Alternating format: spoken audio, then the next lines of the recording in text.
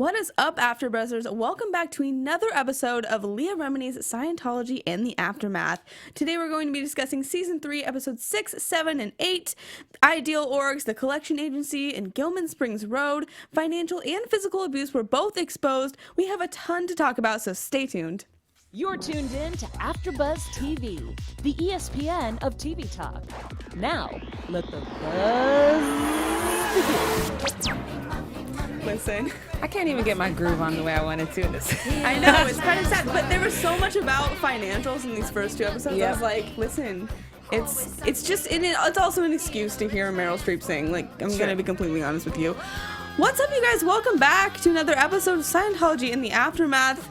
We had a couple weeks break in there for the holidays, but we're back with a vengeance, better than ever.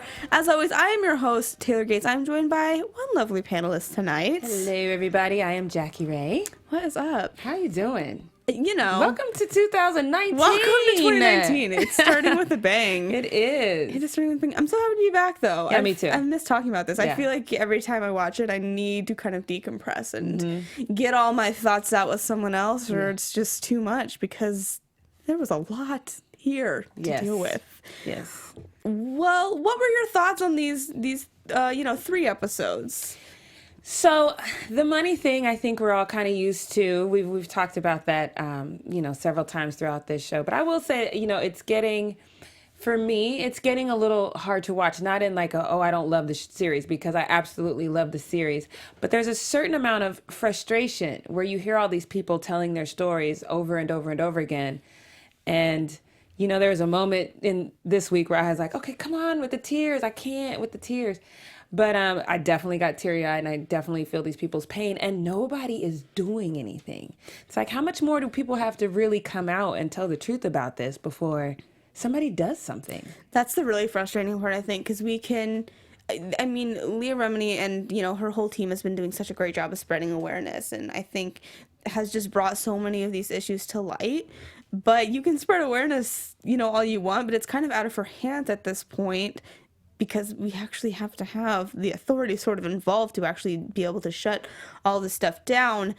Let's go back and talk about a couple weeks ago, the episode that aired that was sort of focusing on ideal orgs. And so we have touched on ideal orgs before this episode, but we kind of honed right in and told some personal stories having to do with them. Right. So ideal orgs, just to sort of refresh, are these huge churches, and they, Scientology says that they are going to offer the full service to all their parishioners, and they're going to establish so much community outreach and do so much good, and that isn't really what happens. Like, these are built, but they're more of status symbols, and they're always empty, inside. No one's ever really in the parking lot or really functioning inside there. And so it just kind of reiterates the fact that they're not putting money in the correct places. Like, it's all about appearances. What did you kind of think about this episode overall?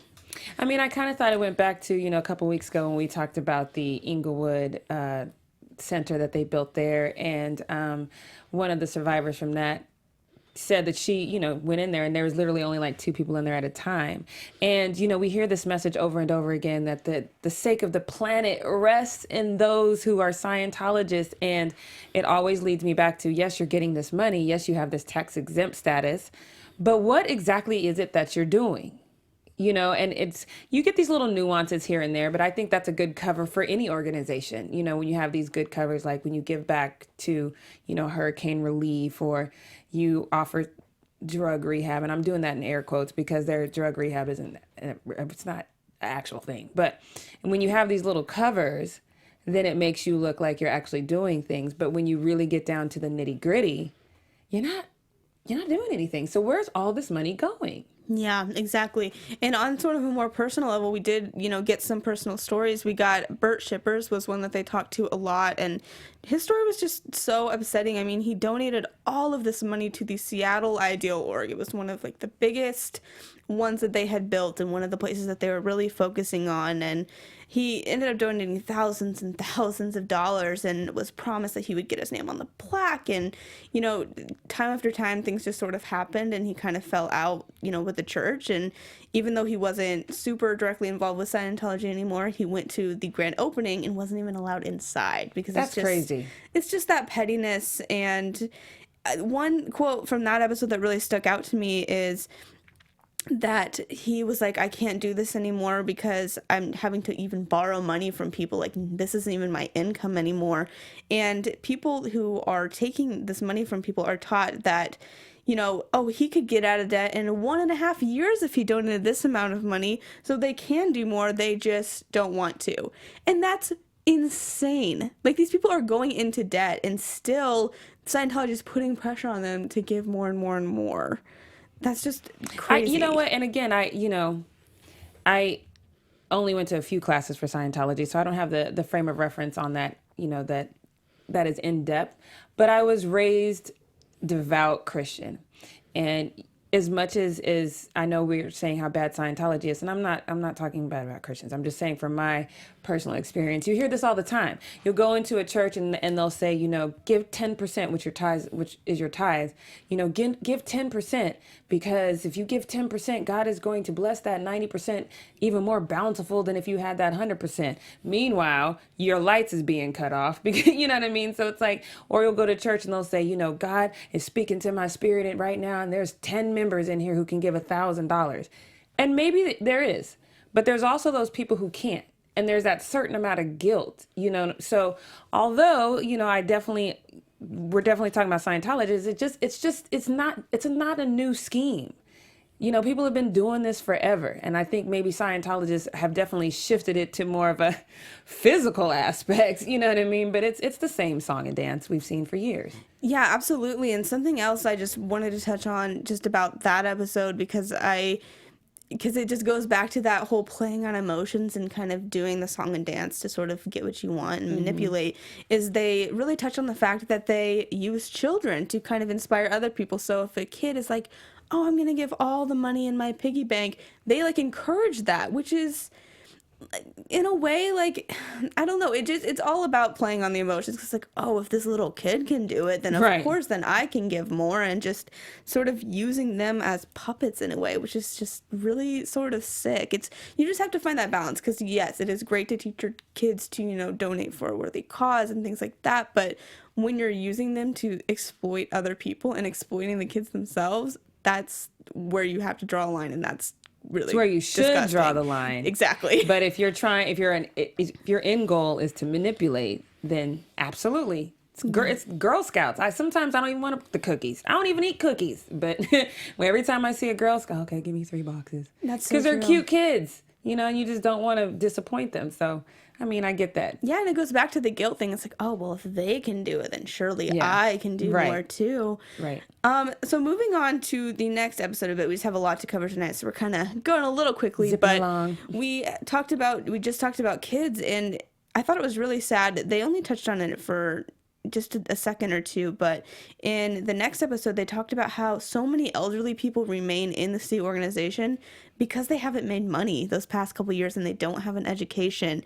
And I think that's also just so sick. Like, in the same vein, you're literally trapping these people, and they are older and they're helpless in a different way, and they can't get out of this because they have absolutely no resources. What did you kind of think of them preying on, the older crowd as well as the children? I mean, I think it's a kind of a bookend situation. You get them young and you get them old, and then everybody in the middle will kind of follow. Am I going to be really inclined to leave the organization if my mom, my grandmother are still in it? And if I have a child that's in it, and I'm married and my husband is devout in it, and I know he's not going to let me take my kid.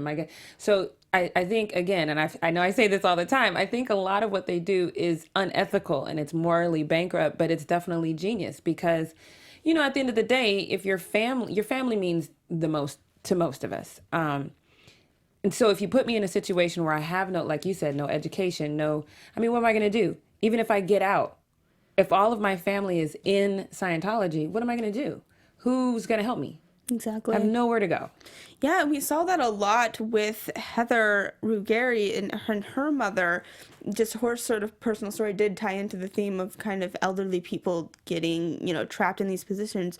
So her mom got an inheritance of $77,000, and of course Scientology pressured her to donate it, and so she no longer had access to that money. And so when she did finally get out, she had no resources and no money, and she's in her 70s and still having to work, and she's going to have to work the rest of her life just because of, the past, things that she did. So even when you do manage to get out, it's like not over. Like it's still haunting you in certain ways, which is just so upsetting. And the fact that her mom wouldn't even go on Leah's show because she still has some weird, seed of hope, right, is just crushing. It's the brainwashing just goes so deep. I think that was my fear about the whole elderly thing too. For one, you kind of would hope that more elderly people, and as tragic as it sounds, you don't want a whole bunch of elderly people losing thousands upon thousands of dollars because that's what they have to live on. But at the same time, there are laws in place to protect the elderly from scams like this. So if you had a whole bunch of them come out and say, hey, I had this money and now they took it all, I wonder if then, because at this point, I'm just wondering what else has to happen to get the authorities involved. And would it be, if we had elderly abuse, would that help? I mean, I just don't know. I don't know. So true, because there is just so much evidence. Right. And we'll get into it more in tonight's episode, but there is just so many people, having their testimony out there, and yet nothing really seems to be changing quite yet. I do want to talk about a couple more things in that episode, because the second episode of tonight was really packed full of sort of just a lot of different things and a lot of different stories. Another thing that really struck me was just the amount of unused services. So people pay up front a lot in Scientology because they have to, buy the books and buy the course, way ahead of time. And there, in 1993, I thought this statistic was crazy. In 1993, this was only one organization, this person who was in charge of this organization was only in charge of one out of 150. And keep in mind that this was in 1993. This person testified and said that $450 million in unused services that the Scientology had. If you multiply that by 150, and just keep in mind that this was in 1993, right? Like the amount of money that they must have accumulated by now, just from unused services alone, has to be insane. Like that's just another way that they are just scamming people, essentially. But again, where is the money going?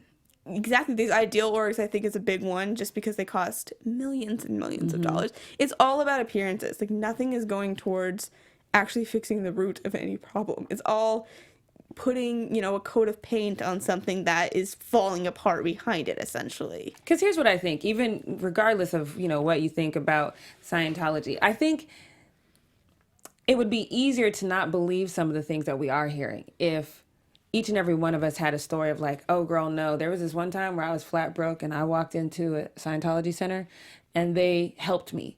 Or, the homeless population is all of a sudden, they've built a center specifically for them because they have all this money. If they were constantly doing good, it would be harder to be like, oh yeah, they're just here. But there's no evidence, you know what I mean? And if there's all this, if you've amassed all this money, I don't know. I just need to see something Something good coming out of right. it. And we're not seeing anything right. like that. Another story I want to touch on really fast is Tyler Adams, who was a Sea Org member, and he participated in the sort of demolition activities, so more of the construction and that sort of aspect. And the fact that Scientology wouldn't even invest in like the correct tools for these people working, like they didn't have hard hats or glasses, like their safety was not a concern whatsoever, clearly. And he had to go to the hospital like every 6 months or so because of a different industry, and they didn't care. Like they don't care about anyone's safety. And I thought his story was so sad because he obviously has an eye patch now. Like he will never be able to regain sight in that eye, all because of the neglect and having no training. And this is not what he went to school to do or anything. They just kind of throw people wherever they feel like throwing them and don't even take it into consideration what their skills and talents are. Which again brings me back to what has to happen. There's OSHA regulations that says when you're building anything, I don't care if you're putting a little ramp at your house, there's codes, there's permits, there's OSHA regulations. It has to be safe. If people are actually handling tools, they have to be trained. Someone from the city needs to come out and check you. How is this happening? How are they just able to just willy-nilly all this stuff and nobody's checking anything? That's crazy. It is absolutely crazy. And the fact that, like, just rubbing salt in the wound is the fact that they actually charged him for his quote-unquote training that he got that was job-specific, the construction training. And so he had to pay that in addition to the enormous freeloaders debt that they have. So that's thousands of dollars for getting injured on the job. It's just absolutely crazy. And the freeloader debt is a huge scam, too. I'm not freeloading. You're making me do all this craziness. It's just, they can just charge for anything and everything, and they do, and they just have all of these resources available to them and all these fancy lawyers that just makes it so they can do whatever they want. It's just, it's so upsetting, and I think the episode tonight was the most upsetting because it's dealing with, like, actual physical abuse of people, which is just, I think, on a whole nother level. Like, scamming people out of money is terrible, of course, but actually, like, physically hurting them, it's just a whole, almost another ball game, in my opinion. Let's talk a little bit about tonight's episode that really focused on the gold base and kind of exposing the things that went on there. They got a ton of people who used to be very, very high level in this organization. And I'm always amazed by how many people they managed to get who were sort of at the top of the food chain, so to speak. They had the Headleys, they had the Scobies, they had Mike Render, obviously, talking just about what happened at these international headquarters. So basically, we learned a little bit about the gold base earlier this season, but essentially, Miscavige took it over after L. Ron Hubbard died in the late 80s, and it was established as a sort of safe area for Hubbard, and sort of to just make it so that seemed legitimate, they put up a guard gate and all of these, you know, spiky things on the fence and motion sensors. Microphones in the ground. Yeah, what was your reaction to kind of all of that? My first reaction was, I need to know where this place is at in case the zombie apocalypse happens, because I am going there. That's where I will be. So that was my first initial reaction. But then after that, I kind of thought, you know, I honestly, much like our commander-in-chief, I think that something's mentally off. You know what I mean? Like, you kind of reach the point where, yeah, this person is not a good person, but something's not firing right, because that level of security for a person who swears that he and his followers are going to be the one who changes the world doesn't make sense. It almost makes sense to have the spikes, so if you try to jump the fence, right?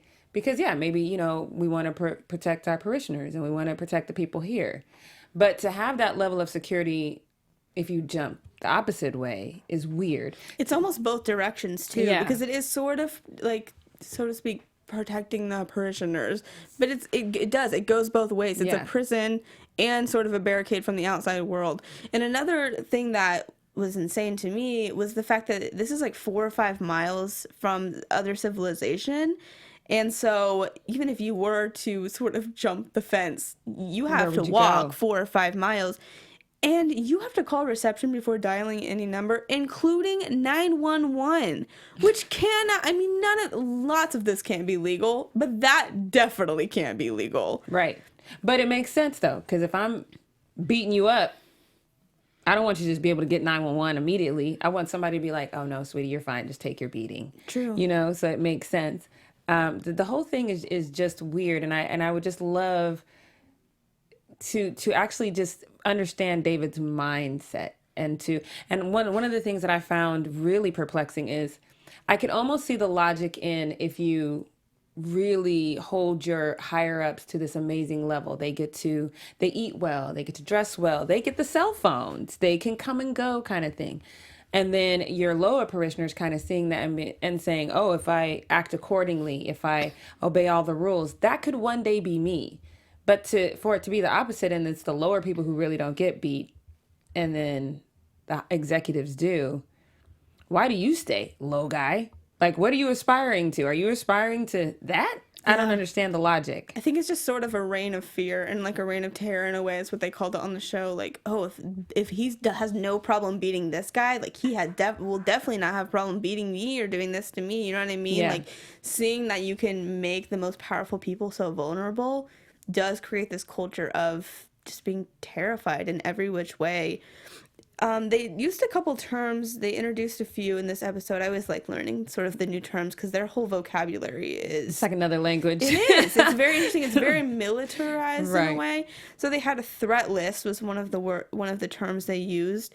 So if people were even having thoughts about leaving or were disagreeing, you know, with David Miscavige, there would be a threat list sort of about, you know, people to watch out for, people to maybe interrogate and just find out more about them. And I thought it was also interesting that people were implicated sort of in their, you know, spouses or family members' crimes in a way. Scobie was talking about how her husband, you know, went to an event that he wasn't supposed to go to. And so she was actually penalized for it as well.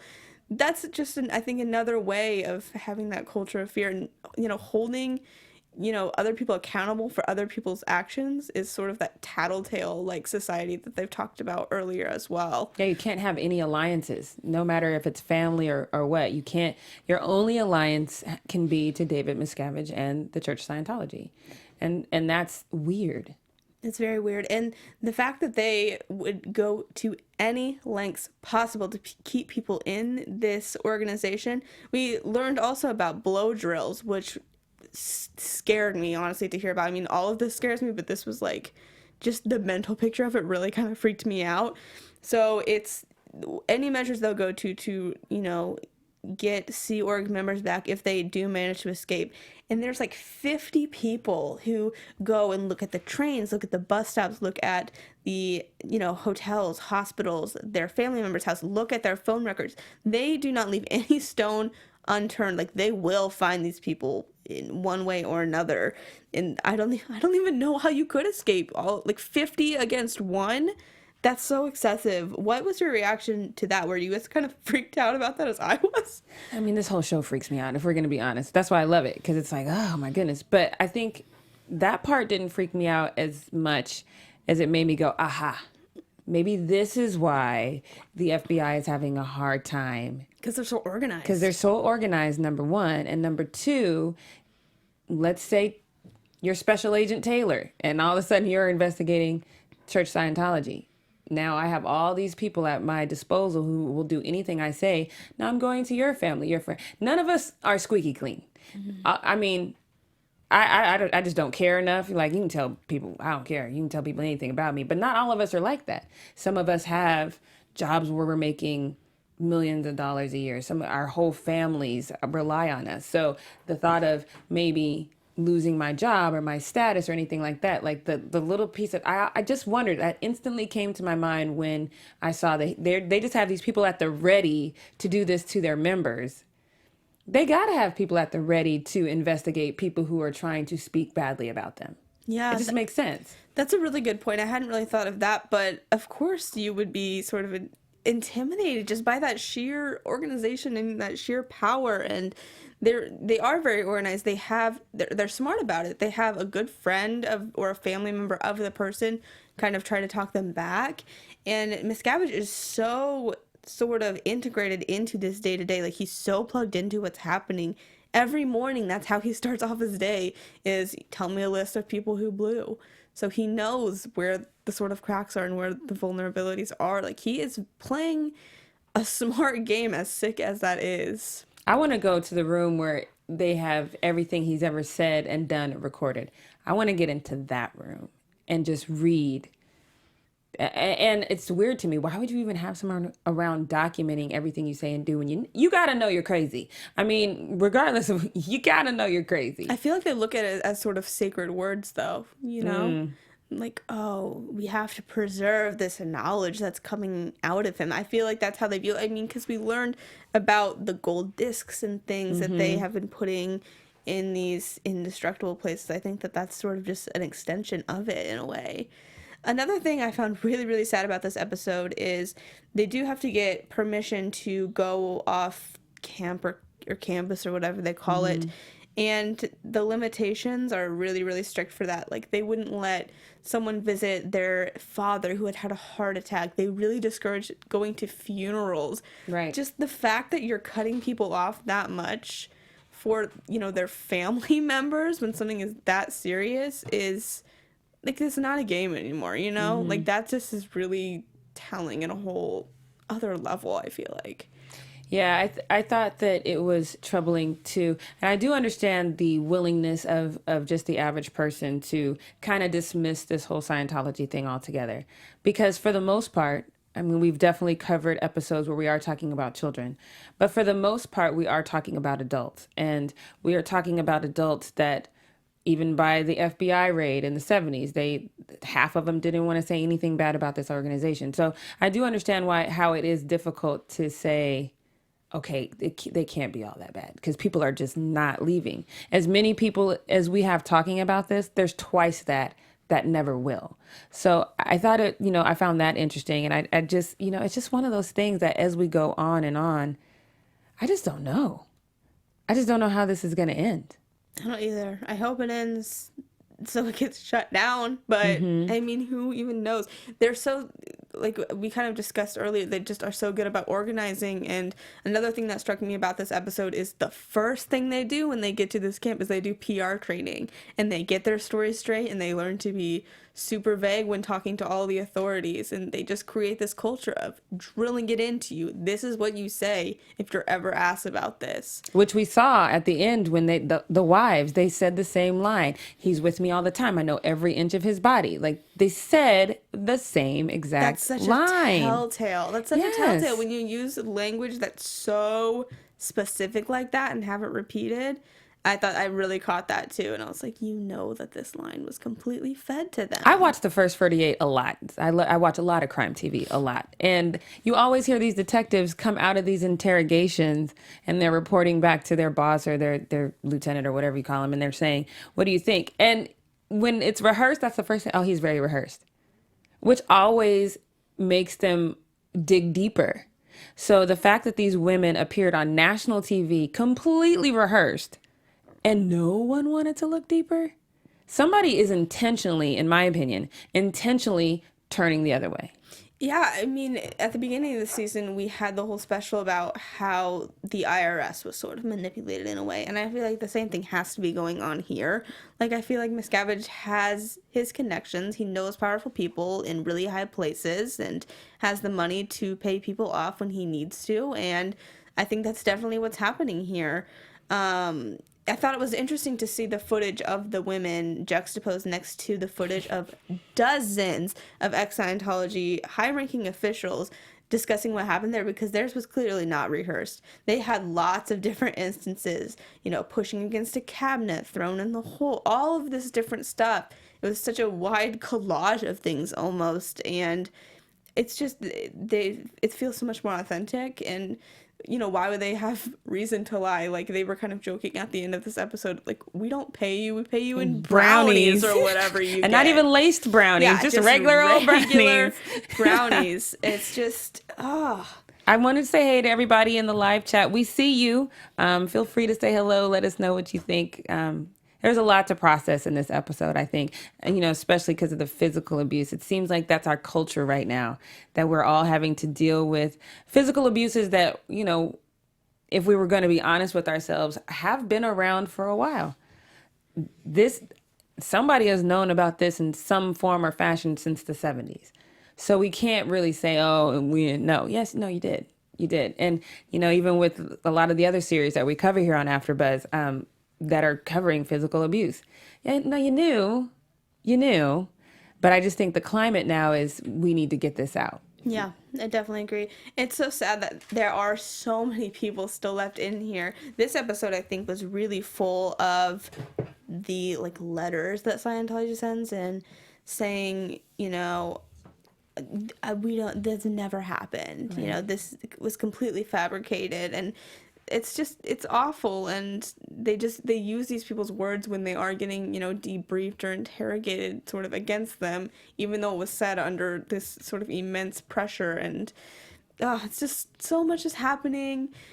and it was a pretty somber It's emotionally ending. draining, It right? is It's very emotionally draining. draining. But After Buzzers, good news for you, because our network produces after shows for nearly all your favorite TV shows, from dramas, reality TV, sci-fi, and more. There's no network that works harder for you, the television fans. But we do need your help.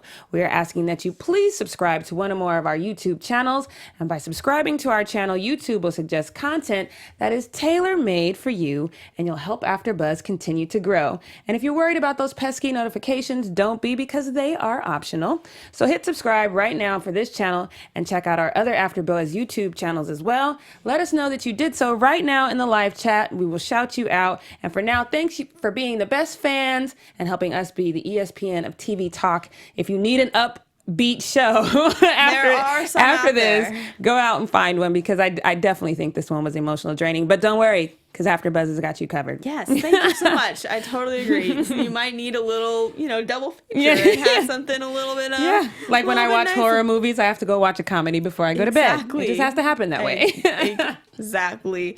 So yes, this episode did end a bit somberly, of course, because there is so much left to investigate and so many actions left to take. And, they were talking about missing their families, missing their parents. And that was my favorite part. Although I did cry a little bit. I was like, fan the tears.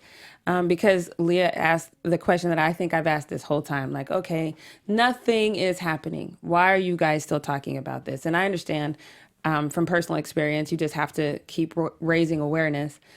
But when she was like, because we're hopeful that one day I can see my mom again, I just couldn't, my heart literally hurt for her at that moment. It literally did. And there was another moment where I didn't get teary-eyed, but it definitely affected me. Just seeing somebody that you spent decades with, that you love, that you vowed till death do us part. I get it. Bitterness. I don't like half my exes. But at the same time, if I saw them getting physically abused, I just couldn't stand by and let that happen. And I most certainly couldn't defend the abuser.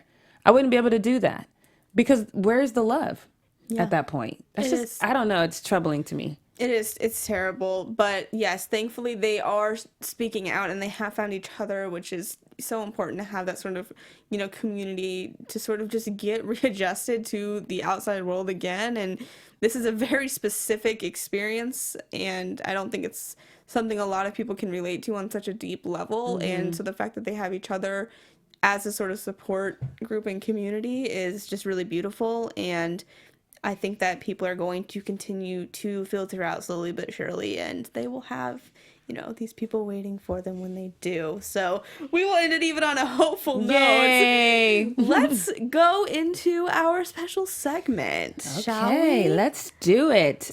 You want to do news? Well, we'll do special segment first. So we'll do our celebrity Scientologists of the week, because there are... I forgot about the celebrity Scientologists. There are so many. This person is actually still in Scientology. Juliette Lewis, she's in a ton of movies and shows. I'm sure that you know her face, even if you don't know her name. She was in August, Osage County, Cape Fear. She's now on the show Camping and The Conners. She does some guest appearances, so she's in a ton of stuff. She's actually a second-generation Scientologist. Her late father, actor Jeffrey Lewis, was a longtime member of the church. This seems to be a really reoccurring pattern, but she actually credits Scientology for helping her quit drugs, which a lot of celebrities have said, which is kind of interesting thing that's starting to emerge.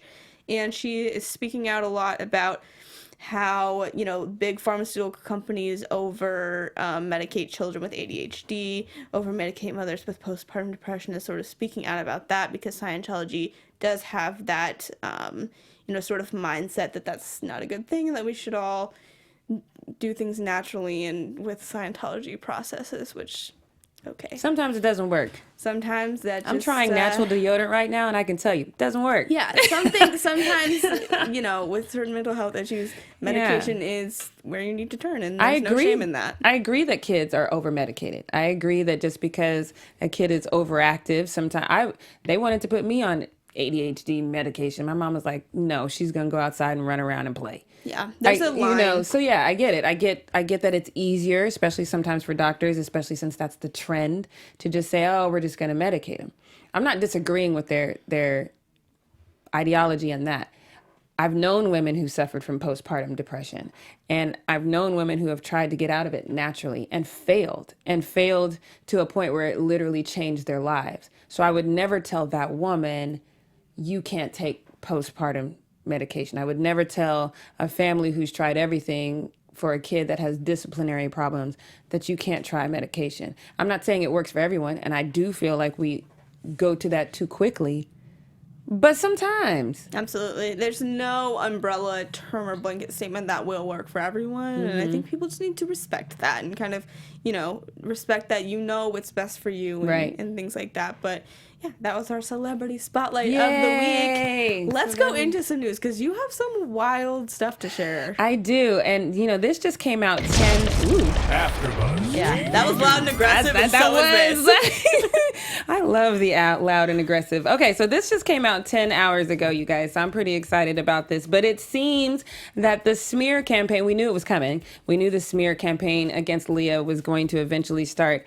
And it started in the worst way because there was a Taiwanese man and he died at the Church of Scientology's headquarters in Sydney on January 3rd. And the church says it is all Leah's fault.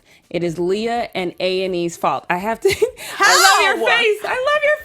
Okay, so I have to. The church issued a letter on January 11th, and it says, and I quote, "For years, A&E's executives ignored our warnings that the series was inspiring bigotry and violence. You knew what you were doing. Your intent was to stir up hate and turn it into cash. Now someone has been murdered.